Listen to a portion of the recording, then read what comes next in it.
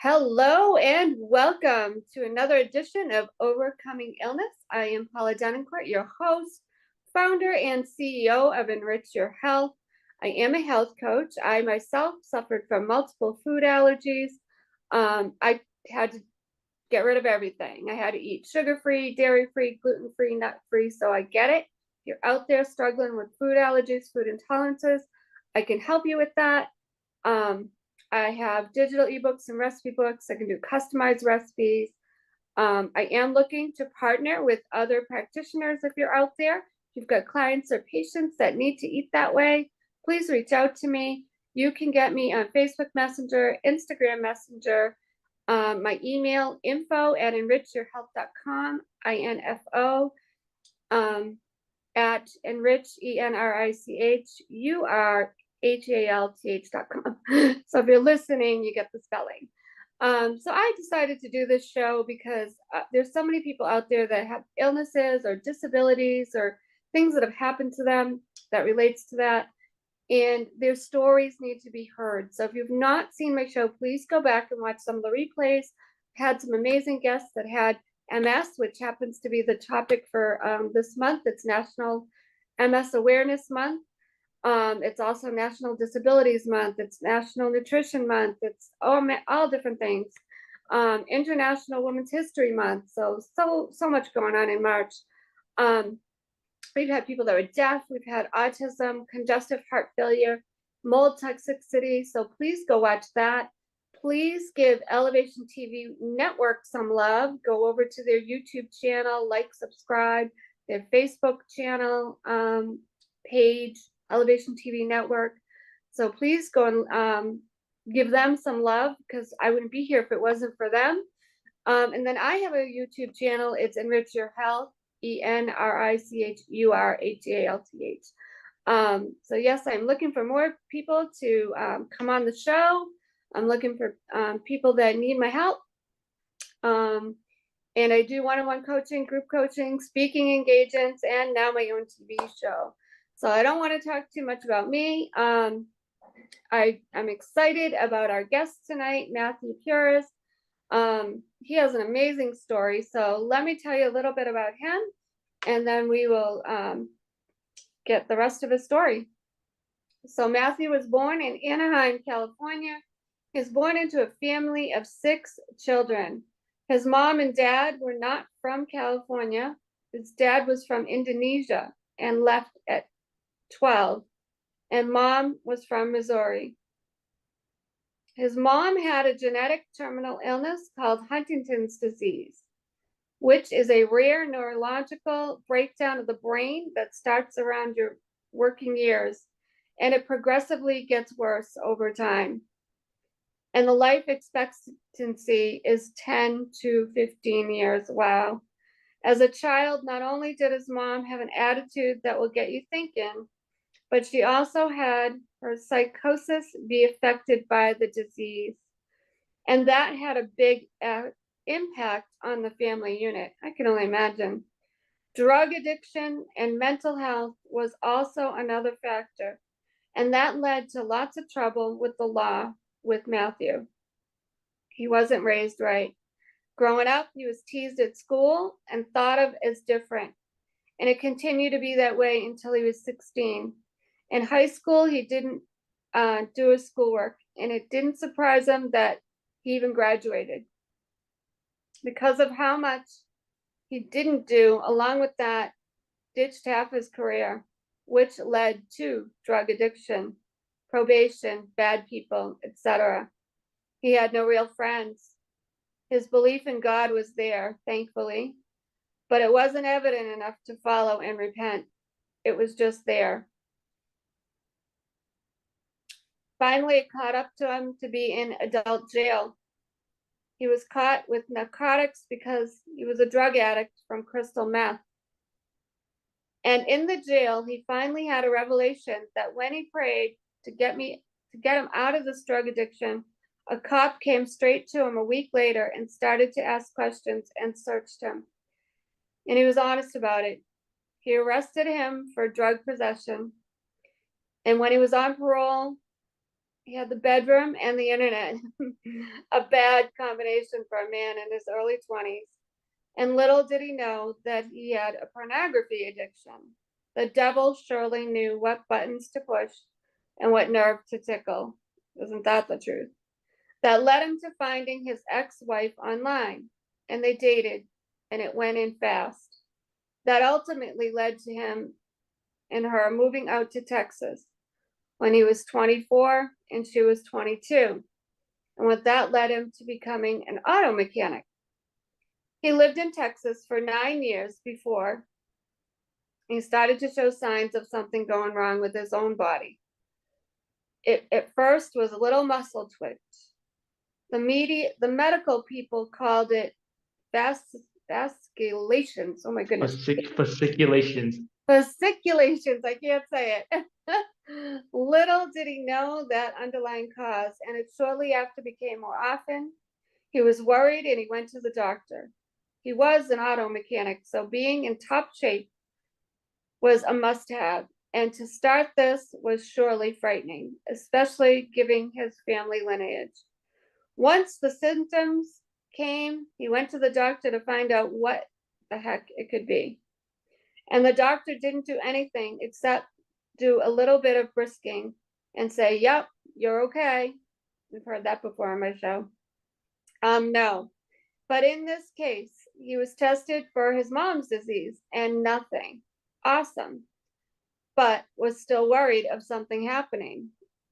And the twitches got more often. Finally, after one day he was driving to work, his right foot started to shake at the pedal. He was more worried and didn't want to focus on it. He went the whole day without shaking. And on the way back to the house, it happened again. This time, he almost got into an accident, which we just thank God that you didn't. That night, we went into urgent care. He went into urgent care. And by this time, his body either started from the lower half or upper half, and it would shake violently. And he had to stay extremely calm. The doctor said, you need to go to the hospital. And he did. At the hospital, in the emergency room where he was seen, no one came in when he was shaking violently. I have a story for that. I went through something similar. And you could hear it from down the hallway. Finally, he was seen, and they asked if he was taking any drugs. Of course, no. And he was found negative. Big surprise. And then he had a CAT scan. Nothing there. And then he was discharged with Benadryl as his prescription. At the house, he had his first seizure, and the seizures didn't stop. They kept going on and on within a few minutes in between. There were where he'd gone back a second time, and the medical people thought he was faking it, telling him to stop. He heard everything, just couldn't stop the seizures. They were there for a few hours before he was seen and finally put on Ativan. It was a breakthrough. That weekend, he had more seizures, and then he was finally seen, and asked to have an EEG. And the test at the hospital was found negative for epilepsy. But he had 0% strength to get up or lift his own body weight, and he spent the week recovering in the hospital. After the 4th day, he had enough strength to leave. He returned to work, and from there he did fine until he hit the building with a car, and it wasn't medically related. But they were still worried, and that's when he left, knowing that his neurological condition wasn't going away. Although he wanted it to, it just never did. In that year of 2018, he had more seizures to count, and more symptoms started to arise. His speech would slur. Balance and gait would be messed up out of the blue. Then he started to stare, and then he would have blackouts. He would faint, but he was aware. Over the course of 2018, he saw more doctors, 4 neurologists, 4 psychiatrists, 2 therapists, and 1 hypnotherapist. And they called it non-epileptic seizures. Seizures you can't control but aren't epileptic. And there were different names for it. The doctors never told me what his diagnosis actually was. And if you've ever watched my shows, I talk a lot about Lyme disease, and they have a lot of these autoimmune illnesses have similar symptoms. They just had a bill telling that he had functional neurological disorder or conversion disorder. No reason to doubt them. But in time, framed his symptoms became more frequent at different times. He'd wake up in the middle of the night. How can you have your psychosis affect your body when you literally just wake up? That's right, you can't. And he started to have a bitter taste for doctors, because in the auto realm, mechanics often try to give an answer when they really don't know. They give it someone else, or they send you off telling they don't know what's going on. Just the same. He knew full on well these people were doing the same thing, and he was angry. I mean, come on, this is my life here. And he had wailing problems that year. Every time he would have to learn to walk again and again, gets you feeling accomplished and victorious, but the next time would bring him back down. It was something he would enjoy, literally telling people he'd wake up this way. Finally, 2019, he was a diesel mechanic at Ryder Trucking, and it happened again. By this time, it didn't go away. He had to lie to them, telling them he hit his knee, but it was obvious it wasn't the case. And people asked, "What does your doctor say?" He was normal. I had no doctor. I had no reason to go to the doctor until now. Now, finally, he had to find a doctor who would first believe him. I'm sure by now anyone would not only be angry and sad, but want to stick a knife in every doctor's eye. That's sad, because they just didn't want to help and test him. The walking and symptoms became so apparent that they showed up every single day. And this time he went to a different doctor, a chiropractor, and they did testing. Long behold, he had problems. This was great. Over the course of a month or so, he had little strength in his legs to stay upright. He had to use a walker, and he was dragging his legs. He was literally becoming a paraplegic, and no one was able to help him. I can only imagine. There was nothing he could do about it. He went to physical therapy after his ex-wife had won her plea, but he was so over trying to recover. He had enough attempts every single day. It wasn't happening. A wheelchair was something he just didn't take lightly. It was a deep thought, and one he knew he would change the course of his future forever. And he wasn't afraid. He had seizures at therapy, was told that he was improving, but he'd have more seizures. He was still confused what that meant. Pretty much at that point, he accepted his wheels and stopped his search for answers. Got results from the doctor, and it revealed that he had both genes of celiac disease, an autoimmune disorder that attacks the nerves and brain when in contact with gluten, which made sense as to why the symptoms would come and go and how it went undetected. And this is where he felt assured by God that his prayers of letting go were answered. And this is where his faith in God grew stronger. His belief and faith in God was already there from getting clean off of drugs, but it was just as helpful to know that my story was more and more apparent to the work of the Lord as never seen before. So now I had my answer, and it was enough for me to just quit going to the doctor entirely, which I don't suggest people to do unless they are certain that they'll get better without going to the doctor. And once again, full disclosure, not medical advice, not meant to treat or cure any illness on the show. More or less often, his other symptoms became more often, and they went away if he worked on vehicles. And strange, of course, but strongly felt this was part of his plan for me. And strange of a plan, he won't question his plan all the time. Sometimes, not always. Kept working on vehicles, never denied the work, and learned how to do things without the use of his legs. His life got better, although he accepted that he'll never walk again. And it was, of course, disheartening for his ex-wife to see her husband in a wheelchair that she never wanted for me to be in. It was his future and his health, regardless of her opinion and her feelings. He later came to Christ even closer. He befriended a Mormon missionary where he had connected and eventually got baptized at a non-LDS church. And the reality of the time learning of his autoimmune is to never think your life is over just because you have an illness, which is so true. Your life is over when he says it's over. You got that right. So you might as well get with the program and get it right. And so he did. As his time with his symptoms lessened, he became more normal. He only had tics like Tourette's and paralysis.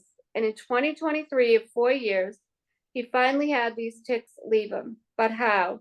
Driving. I would have never learned I could drive because I thought I couldn't. He thought he couldn't. He was obviously why he couldn't. But he broke the fear, and it later led him being a full-time driver for Uber. That in itself is amazing. I drove for Uber and Lyft. It's a stressful job. And the nice part is that Uber and the rental company use it for unlimited personal miles. And along with that, the driving practically had his brain push away his neuro symptoms. And this is more important. Stay straight, don't tic. His brain had adapted to the new reality. And now, after a couple months of driving nonstop each day with no days off, he is now free from every symptom, excluding the paralysis.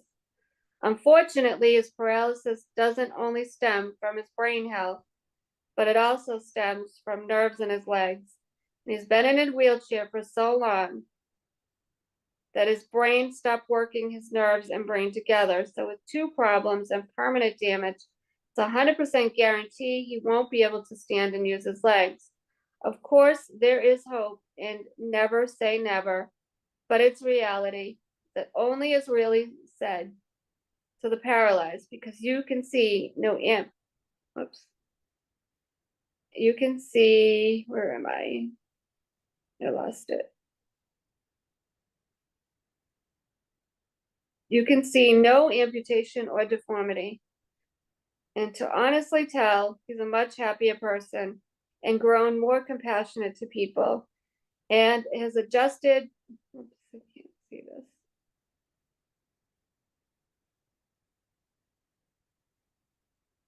To living a life with God even closer now.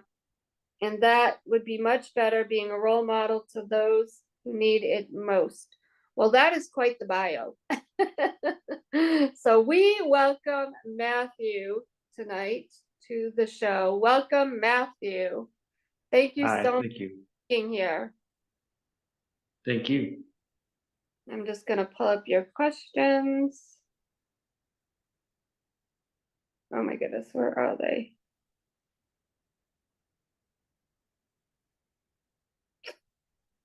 I had them, now they're not here. Oh my goodness.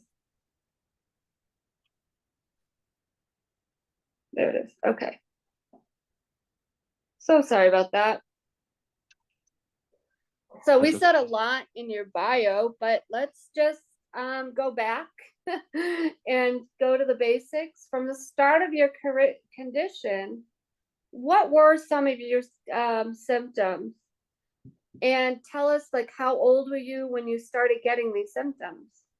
These symptoms, okay, backtrack. I was 31, but Okay.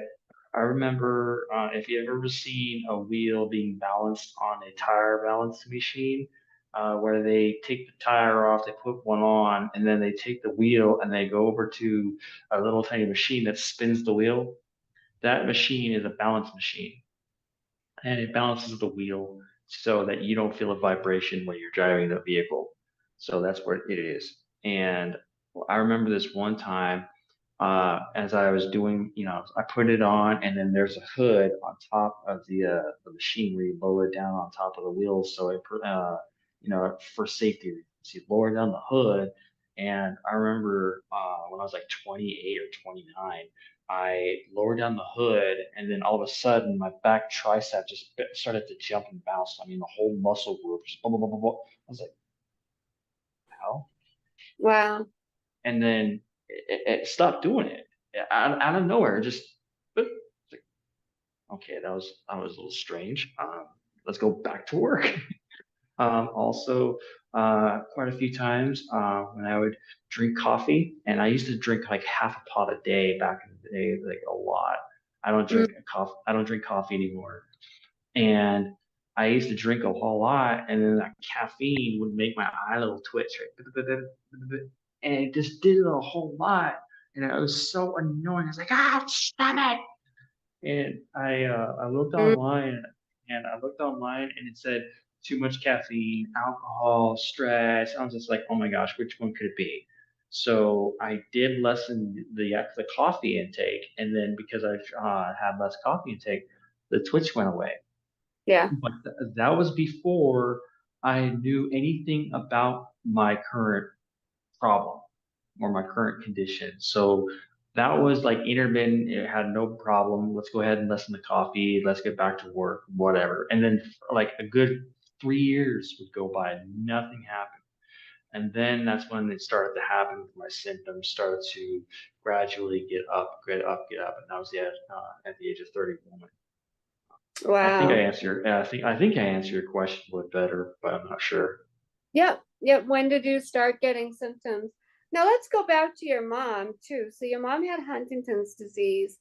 How long was your mom, like what were her some of her symptoms before she was diagnosed? How long was she sick? She started to have twitching when I was like 5 years old, Mm, and I was born in '86, so around like '91 or '92, she started to really have these little tiny, twitches, little jerking, stuff like hmm. that. And my dad knew about the disease, but we didn't. We were kids. Right. We just knew that my mom was different. That's it. Mm, My mom was different. She was not the typical mom that you would see giving your kids presents and taking your kids to school, that sort of thing. Like being a mom. We didn't have that. So what we had was literally being raised and growing up watching your mom pass away in front of you. So so that's she, what the what yeah, she just deteriorated in front of you, right? muscle twitches and movements. She also had slurred speech, and Mm. she had abnormal gait and walking. Those are the three comments. Those were the three symptoms that really happened. And then her psychosis. Well, my mom was already a spitfire to begin with, so it was kind of like one of those "what else is new for you" kind of things. Like this is our mom, It's really kind Did of hard to uh, distinguish. did she have a lot of rage? Oh, well, she didn't have any kind of outburst type of rage, but she just had a mouth to to not be reckoned with. She cursed to high heaven, f you this, f you this. Oh my God! And then she had an attitude for days. If somebody had something to say about us kids, mom protection, but she just didn't say. She wouldn't say like something like, you know what? Don't talk to my kids. You're not. No, no, no, no. She was more of like, who's that? It's so interesting because for those of you who don't know me that are watching out there, I've helped a lot in the Lyme disease community. And in Lyme disease, like I said, all these autoimmune illnesses are very similar. I'm not a doctor. I can't say they're one and the same, but they have a lot of similar symptoms. And one thing in Lyme disease, there is something known as Lyme rage. And because the illness affects the brain, it causes people to have like a rage. It's not their fault. So I always kind of tell people, like, especially around the holidays, like right now we've got Easter coming up. Um, it's not their, like, if somebody has an illness, an autoimmune illness, sometimes they have this rage. It's not their fault. It's affecting their brain. So I always tell people around this time of year, if there's somebody in your family that say maybe they have like fibromyalgia or lots of joint pain like rheumatoid arthritis or like Huntington's or MS, Parkinson's, whatever, or they just maybe they haven't been diagnosed. If they have that rage in them, but they have all these other symptoms like joint pain, forgetfulness, dementia, sometimes there's an autoimmune illness going on and it's affecting their brain. So I always tell people, if you're going to be getting together with family and stuff, it may not be their fault that they have this rage in them. So just have some compassion. I always bring that up because they get, um, like I said, it actually is called line brain. They just get this rage that is uncontrollable. So I just wanted to point that out. I thought that was interesting that you said your mom kind of had that. So, I mean, we may never know. Was it Huntington's or Lyme? Or are they just all very similar? I couldn't tell you. Not a doctor, but it's just something to be aware of. If you're out there listening, there might be a family member or a friend that's always got this rage, and yet they have other symptoms: joint pain, forgetfulness, twitches, motor tic disorder. Usually, those are a lot of the symptoms. So I just wanted to add that. So tell us now, so you were 31 when you got those symptoms. Tell us where you're at now with your symptoms. My symptoms in that year went from seizures to lack of speech, all from blacking out. And when I say blackout, it's like more like this, Like, like yeah. yeah, I couldn't talk, couldn't do anything like that. I didn't have the tics or the movements just yet. I would stare off into space and not really know what was going on, just like, about what? What would you just say? Where I remember in the same year, I had Bell's palsy, I had facial paralysis, Mm-hmm. and that was a foot drop. I had a foot drop, and I had to learn how to recover. So it was pretty much like that, and it was happening sporadically of these symptoms. So it was kind of hard to keep track about when, how, who, what. They just would come and go, and that's how it was for me. So the seizures started to get less and less, and then the other symptoms started to become more and more. That was that one year. And then the following year in 2019, I had less seizures, probably about like 2 to 4 a month, something like that. The walking gait, as I just heard in the bio, started Mm-hmm. to get worse. I started having more, tics. Like I would hit myself, I would hit myself right here, or Oh, something wow. crazy. Yeah, it was pretty bad. I also had like, my head would tilt like this over and over Mm. again. Like that, just movements just kept on happening every day, all day.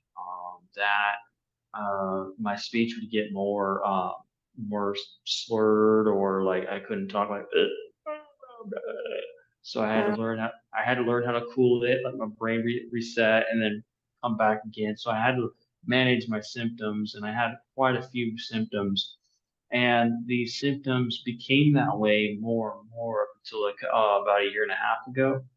And mm-hmm. a year and a half ago, I divorced my ex-wife, and a lot of the problems did have were exacerbated because of the stress. I did drink alcohol, but I was never considered an alcoholic. I never considered myself an alcoholic. I can go on weeks without alcohol, or I could drink right there. It had had no effect on me. My drug of choice was crystal. It was not alcohol, so I had no problem with alcohol. But because I was drinking alcohol along with my stress, it kind of didn't make things easier Sure. for my symptoms. So I went from managing my emotional health to managing my symptoms, and in time, with no gluten, no food, that was when things started to progressively improve, and my symptoms started to get less and less. That was about a year and a half, 2 years ago. Got myself a wheelchair, and I just knew that things were going to be improving on a holistic, non-medicinal scale. I did start taking herbal supplements because of my body, but they were not anything to cure my problem. It was just something to actually try to optimize my body. That was it. Anything like that. And then let's see, I divorced my ex-wife almost 2 years ago, Mm-hmm. and the seizures. I only had like a seizure like every few months after that. Had a seizure every few months. My hearing. One of the things that I did do to improve my health, as I have not told that in my bio, or right now, I want to say, is I put in earplugs. I used to sleep with them, so they were awesome. But I noticed that the earplugs, when I put it in, would minimize my ticks. They would minimize my problems, and I compared that to a car because the car does the same exact thing, where the car takes in these physical inputs and converts them into an electrical signal that the computer can understand. It does not understand vibration. It does not understand heat. It only understands voltage. So the sensor would go into the volts of the circuit board, and then the circuit board would perform an output function like a fuel injector or a solenoid, something like that. It would actually do something to control the physical input of a car. That's how the modern automobile works in a machine, and that's what I compared it to my brain. So I started to realize more and more that the sound waves kind of exacerbate and actually amplify our brain activity. And because I have bad files or bad neurological spots in my brain, I started to realize more and more that the less of my sound waves would dampen that electrical activity in my brain, and it would minimize my problems. And I'm like, oh my gosh, thank you, God, you're awesome. So that was when a lot more of my symptoms started to lessen down and down and down and down. And then also, as you can tell, I'm talking. Back in the time, my symptoms went from crazy to less crazy because I would be engaged here, and then that would, kind of bypass that activity, the bad spot. It would go around that. It's like, oh, okay, well, I'm talking, so no problems. But that's how it worked. And then now we're talking about all that. Oh, that was then 4 or 5 years later on down the line. I've had my neurological condition for 6 years. Okay. So now you only see your paralysis. You right now in the screen, you do not see any ticks or movements, and that was literally because of every single day I would get up, I would get into the freaking wheelchair, I would roll my butt over to the freaking car, and I'd go to driving, and I would drive all freaking day. And I would talk to people. Yeah. I wouldn't evangelize the gospel of Jesus, but I role modeled it, and I would use the word God in my context because I'm not afraid Mhm. to say it. I mean, this whole entire country and globe is now predominantly Christian, so you shouldn't have nothing to worry about saying the word God. Right. So I started talking about that in my speech, and I had a lot of good feedback. I mean, I haven't had one negative feedback in 6 months of driving every single day and mentioning God to people. People love seeing me. They ask me about like, oh, you're in a wheelchair? Like, yeah, I'm in a wheelchair. Like, how are you driving right now? It was really, really a positive experience. So a lot Mm, of that positive feedback and a lot of these things that I've done have improved my overall health. So where I am now is several paralysis. yeah, that's amazing. Yeah. So 10 how many hours would you drive Uber, like straight through? hours. Oh my God. Because I did Yeah. that. Yeah. I did Uber and Lyft, and the most I could do was like, I think I want to say 8. And then I started doing like I do a few hours in the morning, and then I took a break at lunch, and then I go back. But then I did start doing like I would drive just straight through because you just make more. I was like, I'm not going to stop. Yeah, I just keep going, going, going. But 8, I think, was the longest I could do. Oh my goodness. Yeah. So that's something that I do now, and I love it. I You're love it. still I doing love it. it? Yeah. I mean, 6 months ago, before 6 months ago, I thought I was never going to be able to drive. I would always depend on people. I was taking public transport. Right. I never thought I'd be driving. I mean, just a couple weeks ago, I drove to Ohio. I mean, From here in that's like Texas? from here to Ohio, Columbus alone. Oh my No goodness. help. Yeah, Wow. two full days of just nothing but driving. I didn't just do it automatically. I was very determined. And my buddy Harold Kelly, who's also in a wheelchair, he's a bodybuilder. He drives a lot, and he said, "Dude, you just started driving. Just take a break, wait." And although I didn't like the idea, I just knew it. I knew he knew better, and I knew God knew better. So I had to like adjust, and I had to like take a step back, metaphorically, of course. Um, and I would just continue to keep driving every day, 7 days a week. And I eventually started to drive out of the DFW area out into the country. My trips went from like 10 to 15 minutes all the way to like 45 minutes Hmm. for one trip, and it was just on through the country. When you're on the street, or when you're out, stop sign, you have something to look at. But when you're on a road and long term, you don't have anything else to look at besides the street in front of you. So that's different, a definitely a different way of your brain activity. So I eventually got up there to the point where I was able to tolerate with my ticks. There's no more ticks. So I was like, all right, we're going on to Mm. Columbus, Ohio. And I drove all the way over there. It was How so many great. hours is that? 8 to 10 hours each day for 2 days. Wow. Oh, 2 days, 8 to 10 hours 2 day each. trip. Yep. Yeah, it's a total. It totaled 15 to 16 hours, but that was 2 days there. I mean, of course, it did, I had my breaks, and I didn't sleep in a hotel. I slept in the car, and I loved it. I loved it. Wow. It was so nomadic. I loved it. I saved Mm-hmm. myself some pocketbook, freaking made my own bed, my own entire, and of course I didn't sleep with real long, but I have slept in the car before, so it's more of like adjusting my life to a car, and it just really was great. Right. Hygiene and sanitation was there, and all I got to do is go to a Planet Fitness to go I shower if I heard wanted to. that.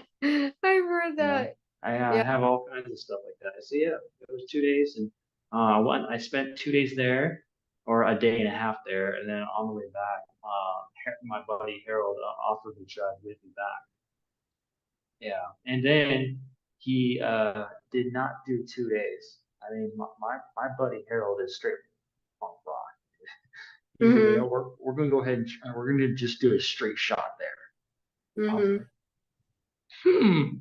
like, hmm. This is interesting. Not only is it cool to actually, be with my buddy Harold, to drive with him, but this is going to be very interesting to also have another paraplegic in the car of a mid-sized sedan for a day and a half straight drive. Mm. Wow. Harold, bro, like this is something else. The whole entire headliner of the car is all marked up, and you see a bunch of scratches everywhere. It was awesome. But Mm-hmm. like I said, it's a rental, and I also learned how to protect my future car. You learned what? I'm sorry. I learned how to do it. I learned how to protect the car because I have experience. Mm-hmm. Anytime you actually see a person in a wheelchair, kind of like there's two different types of chairs. There's a collapsible type that you see at in the hospital, and then there's a known as a rigid frame. The rigid Yeah. frame is something more you see on the wheelchair sports or the Mm-hmm. ones that are like more long term, like people like me who are full time all day. Those frames are called rigid chairs. They're like one solid piece, and so the chair usually is an L shape where your thighs go here and then your legs go down. It's an L shape. So I would have to take the wheels off, put it all in, and try to figure it out, get into the car. It is doable, but along the way from here to there, it makes marks and scratches. So Oh, okay. that's the Yeah. reason why I don't feel so bad that it's a rental. I'm So, surprised they don't, yeah, they're usually picky with that. There's like pictures and all that good stuff. Yeah. yeah, okay. I got full So coverage. yeah. So what made you decide to just start driving Uber? Like what made you think, okay, I want to do this? That's It a did big not. decision. Yeah. That's a really big decision. So last year, I told you I was an auto mechanic and I kept on working on cars. That's a big transition. In the automotive field, you would think that, oh, I don't know, a lot of people say, oh yeah, I made a lot of money. That is not the case. I was falsely advertised as well when I first started. Like, okay, okay. So I started to invest in my own tools. I started to realize more and more that the people that you see working on the side of their driveway are avoiding taking it to a shop. They feel like they can do it because they can touch and wrench and all that kind of stuff, but they Mm, don't have the diagnostic capability, or they don't even have the desire, the money, whatever. There's some sort of ingredient that prevents that person from going from the driveway into a shop. So I got my tools, I got my education, I got my experience. So it doesn't matter if I was to be in a shop or out of a shop. But when I was actually moved into a wheelchair, I did know that I was going to sign myself up for not being in a shop anymore because of my physical circumstance. I mean, that was a sacrifice that I was willing to take on, regardless, because I've already been doing it for so many years. I already know the ins and outs, the crappy side of automotive. But years later, after so many, what is it, so many cars being worked on with a wheelchair, it made things a little bit easier. Last year, I didn't have a good outcome with looking for a job because one, I just moved out of my house. I have no job. It's already hard for me to get a job because I am in a wheelchair. Like, people discriminate. They're like, oh my yeah. gosh, I don't know. Like, dude, that's just because you don't have an imagination. And this is the result. This is the result Yeah. of you not able to hire me because you can't think for yourself. So one day, the old roommate that I used to live with had a friend who had an auto shop in the Dallas area, about like 4 miles away. So that was cool. So he said, you know what, I'm gonna go ahead and see if you work with my friend or whatever, Bill. I was like, all right. So I go on down to the shop and Bill, and I pretty much nailed it because I was so good at what I do in a seated position and with my legs that he hired me.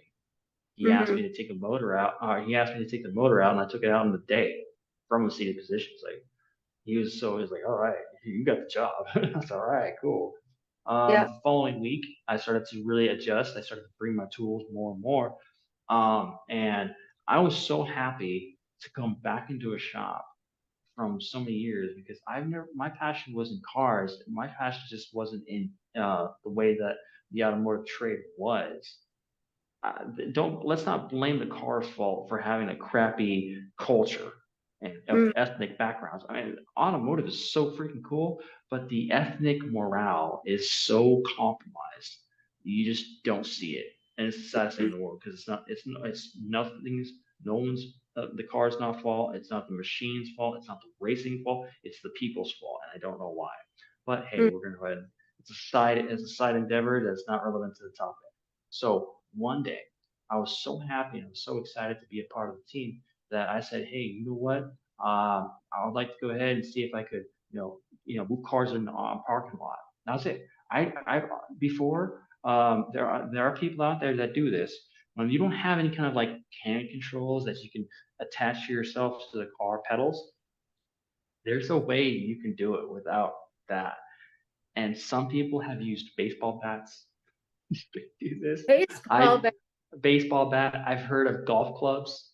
Oh People my just God. like, yeah, you start to figure things out. I remember this one time a person said he would use wooden dowels and sticks, like Home Depot, wooden dowels and coat hanger one. I was like, this is gangster, dude. Uh, Wow. My so God. I would use a cane. When I was able to walk and I wasn't walking really good, I would use a cane and I would use that handle as a way to push the pedals, and that's what I did, right? So I already had an idea about how to use hand controls, and so when I was thinking, I was like, hey, how about I just be a part of the team? I would like to go ahead and do that, or let me go ahead and go down to the auto parts store. Something small, something good, just to be a part of the team. I knew I could do it. I just didn't know that I could drive.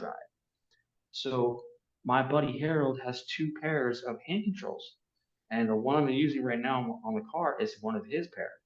So I said, hey dude, can I go ahead and use your hand controls? He said, yeah, sure, no problem. Dot dot dot dot dot. I was like, yeah, sure. Took them. fasten them up to a vehicle to practice, right? Because I knew I wasn't good at it, so I went out and practiced. And my roommate had a car, and he was willing to let me use the car to drive. So as soon as I got in there, it took about a day or two to kind of get it down. I drove the parking lot, I transitioned over to the street, I transferred to the street, and in about like 3 days time, even 4 days time, I was on the freeway. I was on that freeway. Wow. Yeah. Yeah, so I felt really confident, and I didn't have the kind of confidence that I have confidence now. The confidence that I was back then was the excited confidence. It was the kind of confidence that did not land me into an accident just yet. But I did get into an accident. It was a fender bender. It had nothing medically related. So since then, I haven't had any kind of problems. That's what led me to being able to drive now versus before, was because I broke the fear inside my Yeah. brain. I broke the fear. So And explain to what? people, I mean, I don't know how much is out there, but man, there's probably a need for more of it. What is like a hand wheel? How does that work? Like, how does that explain to people what that is? The way that the hand controls are, don't worry. So this is your pedal right here, right? Mm-hmm. Up and down. This is your foot, and you press it down, right? These hand controls are rods. The rods are clamped to the pedal. And then Okay. anytime, and underneath the knee pad right there, the steering wheel, you're pushing down this. You're pushing it down. You're pushing it down like that. Mm-hmm. And they have different types of hand controls out there. The ones that I'm using now are considered universal hand controls. You can buy them online. There's nothing customizable like somebody made it out of there. These are engineered hand controls that you can I buy was gonna say, online is for like there a lot what? out there, or is there a need? I'm just What? curious. Are there a lot out there, or is there a big need for it? There are a lot out there, and it Oh, is a big need because people like me are not everybody's paralyzed. right. Some You of can. them are amputated. Some of them are just born that way. But Mm-hmm. people get older, people move on, and a lot of people become independent. So there is a market out there where there's not just only one set of universal hand controls. There's other sets of universal hand controls. I mean, there's a couple of variety you can find on Amazon. I'm not going to have a link because if you go down that route, you're going to find out that there's one that is cheaper than the other. Gotcha. Then it also gets more complicated because the universal hand controls can be taken off the vehicle and fastened to another vehicle. Then you have your handicap car that is fitted with specialized equipment. Mm. So I have a friend who has electronic hand controls. The Mm-hmm. electronic one is you can press down manually to a brake pedal because that's safety, right? You press it down, but then he has a knob to accelerate the car, and it's and mounted on the side of his of the floorboard. It's on the side next to the center console, and he can do it there. He's like, shh. Mm-hmm. And then it gets more complicated than that. You have you have levers that are attached to the steering column. That's like there, and then some people they don't even have that. They have those vans where you just roll up into place with your either your manual wheelchair or your power wheelchair. You straight Mm. just go right up to the driver's seat, and then you have your hand controls right next to the steering wheel. It's like, and then there are people who are considered quadriplegic where they don't have much hand function. Then they have this little tiny fasten thing going on with the steering wheel where they like kind of fit it in here and they just like do this number. So there are plenty So of different, cool. Yeah. That's yeah, cool. yeah, there are Wow. plenty of different ways to get the job done. Mine, I'm simple. I am blessed with just paraplegia. I don't have anything going on with my upper hand, so Mm-hmm. I I can still drive. I still do everything like that. Yeah. Pretty cool. Yeah, that is really cool. And like I said, I knew people do it, but I didn't really think about it. Like, so that's why I was like, explain to us, how does this work? Yeah. I'm sure Yeah. people don't think about it. Like we know it exists. I mean, you see people They just drive. never encountered it because it's not a part of their daily life. It's not a part of Right, my daily life.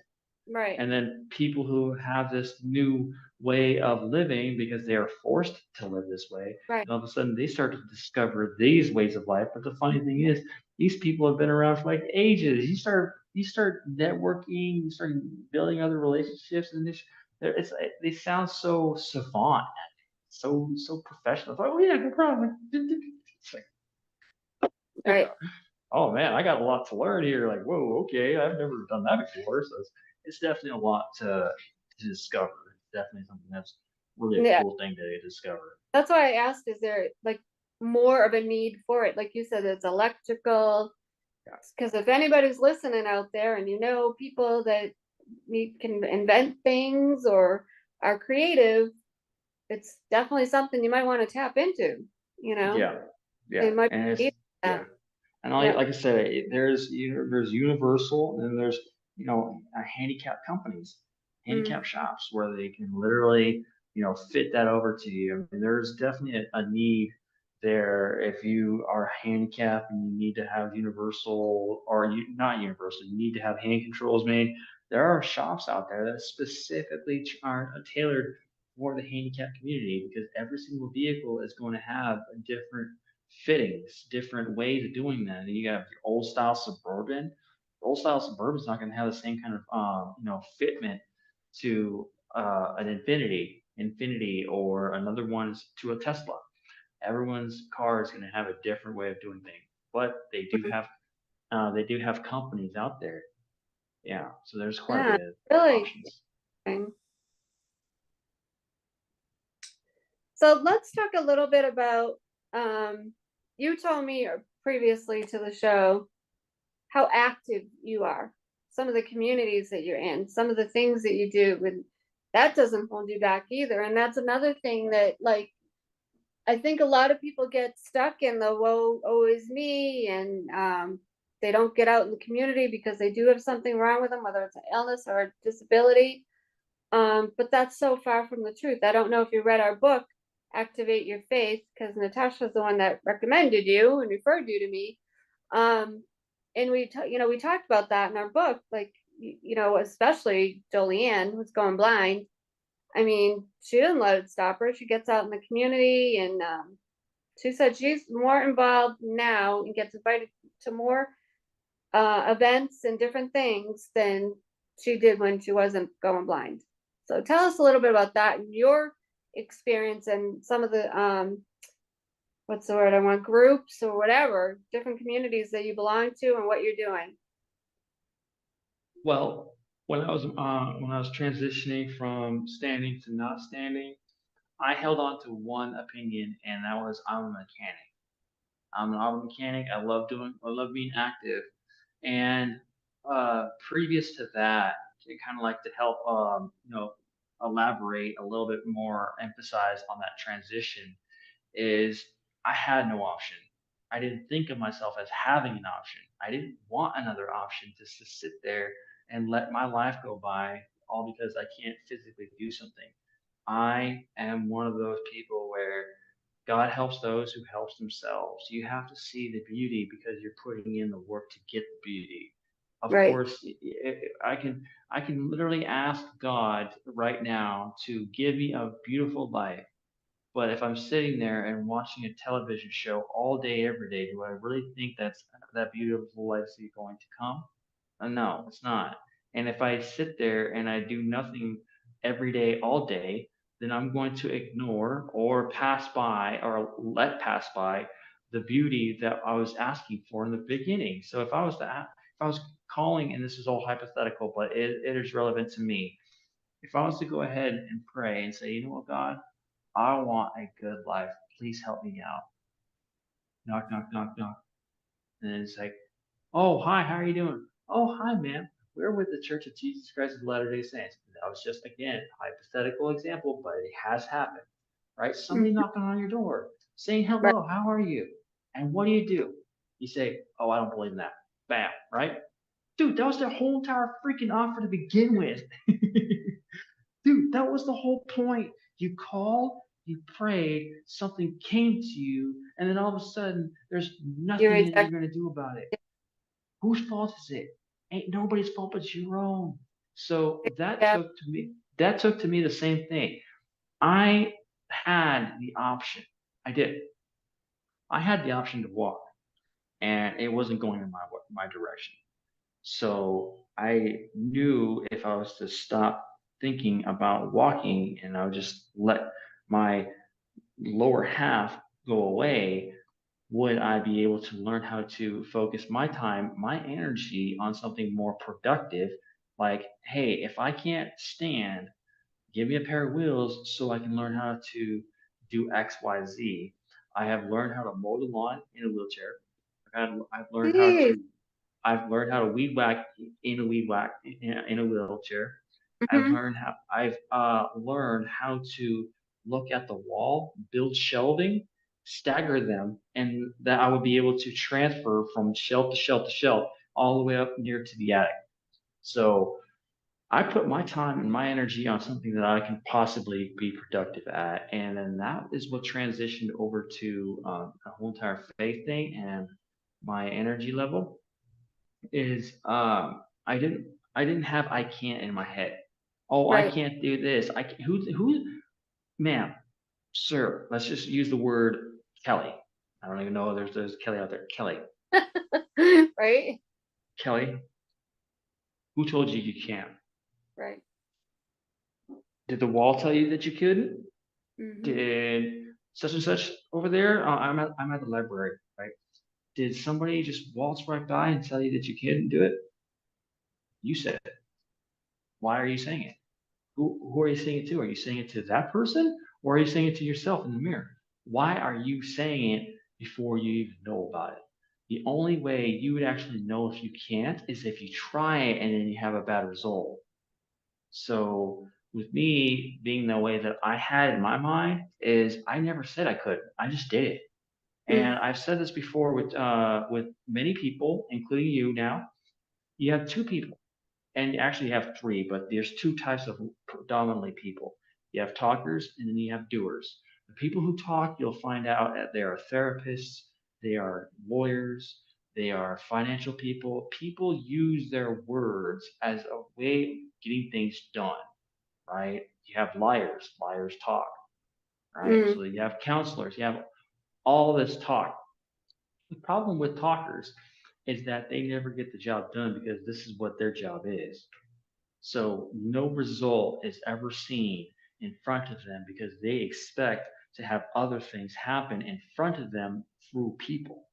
But if they were alone inside of a house or a bedroom or something like that, they wouldn't be able to really get the job done because they don't know how to use this. They don't know how to do it. Mm. Now, you have their doers. The doers are awesome because they don't know how to not do.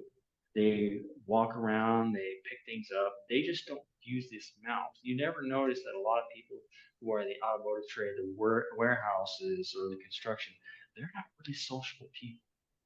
Why? Mm. Because they don't use their words to get the job done. They use their hands. They are people who are not so keen on being communicative with other folks. It does not mean that they're bad people. It just means that this is the way they see how they get their work done. And this is life to them of doing. Okay.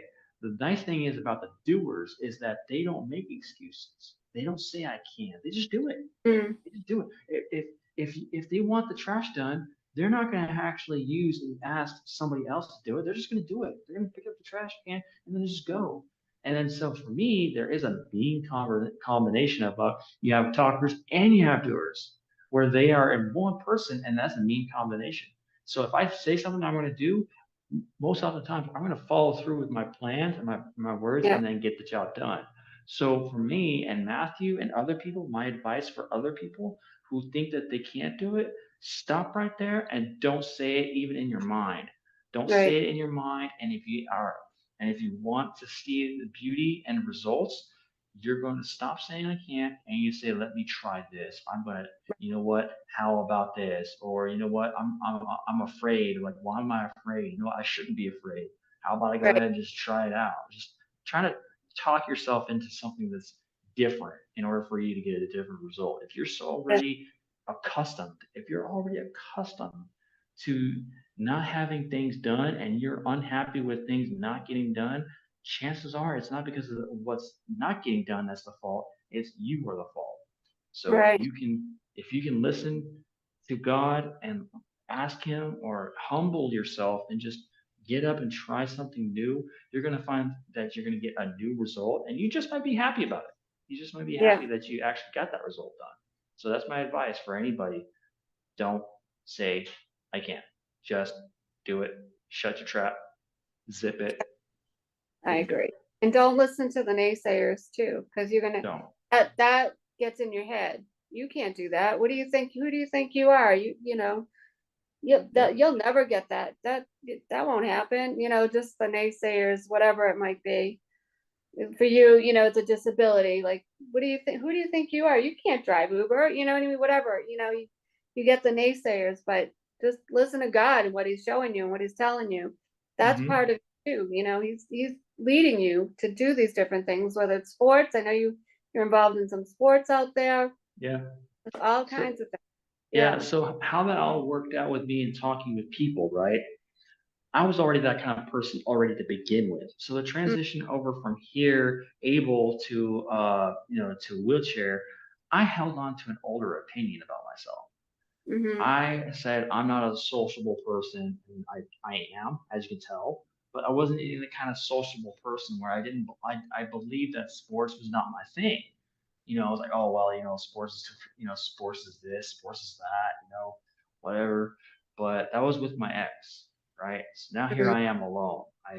I divorced my ex not out of hate or anger or spite. It was out of compassion. So when I left, I'm actually my new person now. I have the ability to make or break myself, right? So what happened was that I was thinking about like, what kind of person am I in sports? Wheelchair tennis? No, I'm not a wheelchair tennis guy. Like, why? Just think, dee, dee, dee, think, dee, dee, Right. dee, think. So Right. freaking boring. That is so boring. And another one was like wheelchair basketball, like push, push, push, turn around, Yeah. throw. That's also not Matthew. I am a very hands-on guy. I love getting hands-on. Yeah. I want to get involved, right? Okay. So then I was thinking about wheelchair rugby. Like what? Rugby, right?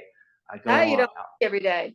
it is so much it's much better than hockey or wheelchair basketball or wheelchair tennis any day, Wow. any freaking day. These chairs are specifically designed to collide into one another.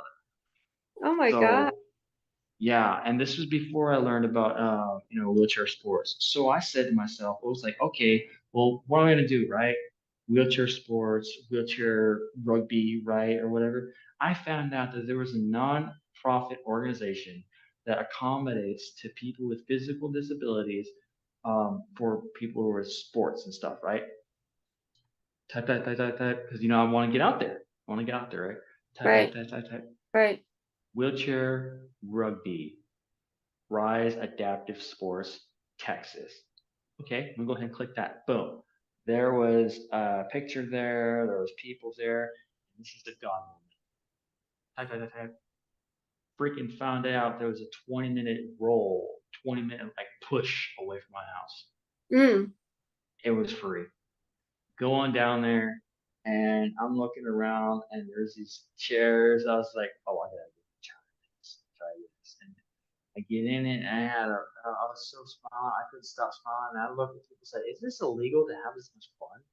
Like, oh my gosh, you had so much of a blast. Like, you get really involved. You start like, push, push, and start grabbing things, and it was so much of a good thing. And what happened with that, with being emphasized and getting out there and socializing, that was the start about me getting out there and being social because I now started to see people in other situations. Not everybody had a spinal there. Predominantly, it is a spinal injury, but that's just because it's neurological. Then I met up with people who had cerebral palsy and spina bifida, And then on the same year, same season of fall to winter, I go on this expo called Abilities Expo, and I was like, all right, cool. This is a marketplace for people who are handicapped. Go on down there, and there's like literally like more than 200 people in wheelchairs.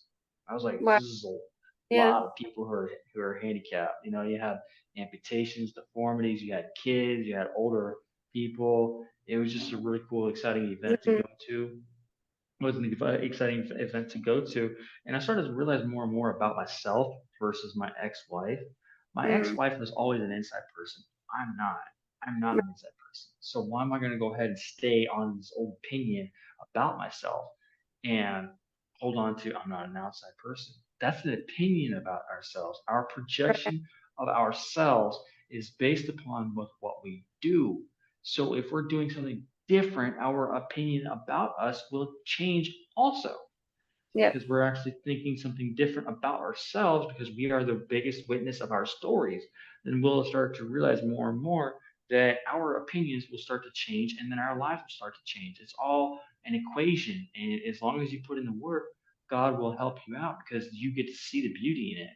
So I am now actively involved with people like, hey, let me go ahead and get your number. Hey, let me go ahead and get your number. Hey, you want to go ahead and hang out? Hey, you Yep. want to hang out?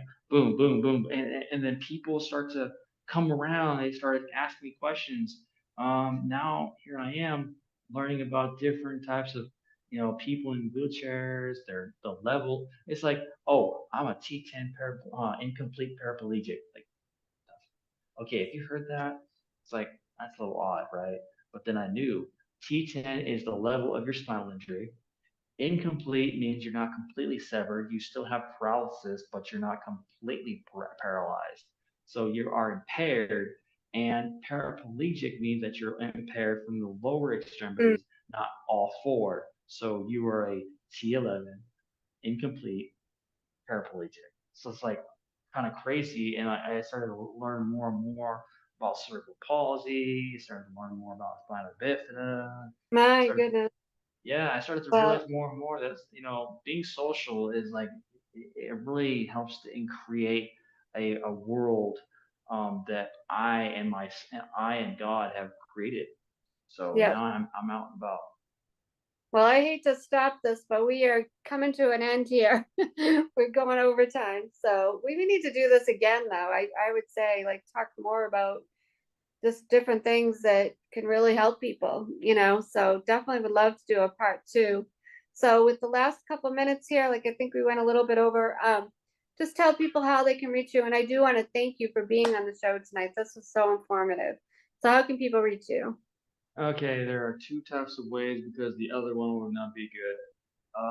There are two types of ways. One, you can go reach me on my email at matthewpurvis86@gmail.com. And when I say Purvis, my last name is Purvis with a V, but when I made the email, I actually forgot there was no V, so it's MATTHEWPURIS86@gmail.com. Also, I have a YouTube channel. The YouTube channel is called Living Differently, Lo- and you see me pop a wheelie with my green shirt doing this number. That's my channel. You hit the subscribe button, and then you can also contact me on my comment section. Oh, and I do apologize if I speak a lot longer out of turn, but I'm a talkative person, as you can tell. So. Oh no, it's all good. But thank you again for being on. Once again, I'm looking for sponsors for the show. I'm looking for business spotlight. I put you in the spotlight. I advertise you on all my social media pages. I have over 1,000 followers. So if that's something you're interested, reach out to me at info@enrichyourhealth.com. Once again, it's info at enrichurhalth.com. I've got digital ebooks and recipe books for people with food allergies, intolerances, or even autoimmune illnesses. I can do customized recipes and just looking to partner with other practitioners out there. So please reach out to me, or if you want to be on the show, it can be a doctor, a nurse, an apostle, pastor, spouse, whatever. So please reach out to me. And thank you again, Matthew, for being on today. Very, very much appreciated. And I think you can help a lot of people. Got to get you out there more. So see you next Sunday, everybody. Thank you. Bye. God bless. God bless.